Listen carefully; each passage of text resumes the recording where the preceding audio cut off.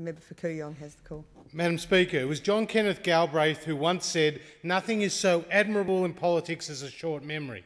This may be all well and good for the politician who has committed the original sin, but not for the public who bear the brunt of that politician's bad policy, because there is little forgiveness. And there is no worse government than what we've seen over the last 5 years or 1,827 days of the Rudd-Gillard government. Let us recount just some of Labor's greatest failures of the last 5 years.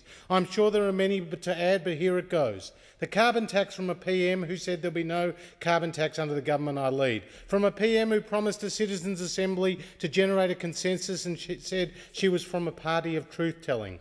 The mining tax, which was first announced with no industry consultation and then introduced with so much industry consultation it produced zero revenue. The company tax cut, which was never delivered and saw Labor members like the Minister for Small Business and the member for Deakin write to their constituents the day before the announcement saying that the company tax would be delivered.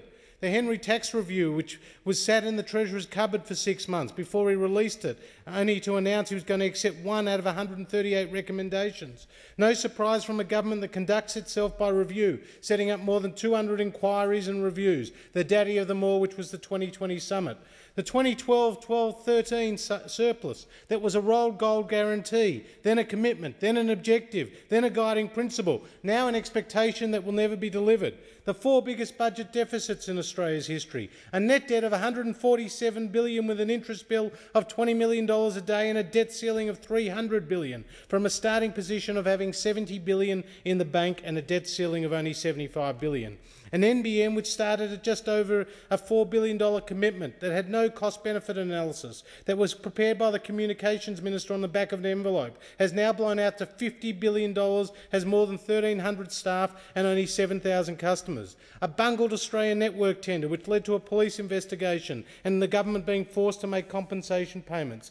Government waste on a grand scale, from the pink bats that led to hundreds of house fires, to overpriced school halls, set-top boxes that were cheaper at Jerry Harvey, and $70 million being spent on government advertising to sell a carbon tax that nobody wants. The embarrassing, costly and public failures of the Green Loans, Grocery Watch, Fuel Watch and Clash for Clunkers. The bloating of the public service that's seen more than 20,000 new hires on Labor's watch. The abolition of everything and anything that Tony Abbott was responsible for. The chronic disease dental scheme, the work for the dole, the private health insurance rebate, and of course the Australian Building and Construction Commission. Not to mention the blank cheque that's been given to unions with amendments to Fair Work, the stacking of the Commission with political appointments and willful blindness towards union militancy in the workplace. The introduction of more than 20,000 new or amended regulations, with only 104 repealed. The failure to protect our borders with more than 30,000 unauthorised arrivals and more than 500 boats and a blowout of more than $6 billion. Not to mention the farce of the East Timor solution, the Timorese government didn't even want, and the Malaysian solution, the High Court wouldn't allow. The dramatic and dangerous cuts to defence spending, which seen it fall to the lowest level since 1938.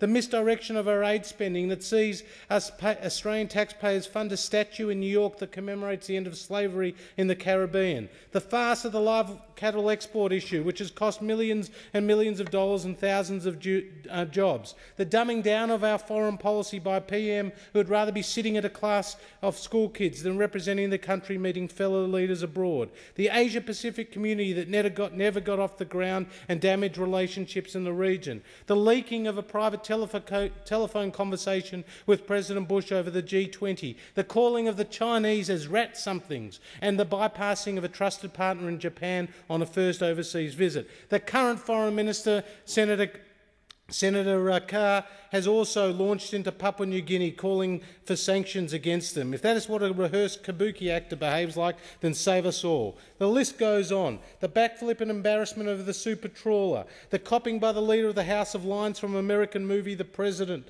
the Treasurer who pretends he's Bruce Springsteen then goes on to call Republicans cranks and crazies to support his political base, a PM who belittles our parliament with a trumped and false charge of misogyny, only then began to back the then Speaker Peter Slipper when the substance of repugnant text messages became public. Not to mention the Attorney-General who gave Mr Slipper privileged access to the judge's car park. The Australia Day riot, where the origins were confected in an anti-Tony Abbott manoeuvre. And the list goes on and on. The faceless men in the Labor Party removed Kevin Rudd as PM.